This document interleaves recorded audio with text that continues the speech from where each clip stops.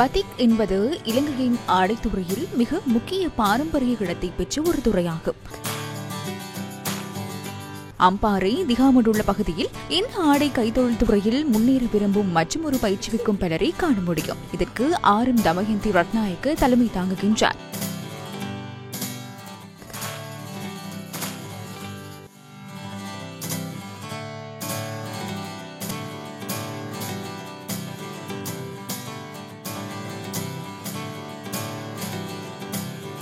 பல்வேறு அலங்காரங்களுடன் கூடிய பத்திக் ஆடைகள் தற்போது சந்தையில் மிக முக்கிய இடத்தை பிடித்துள்ளன.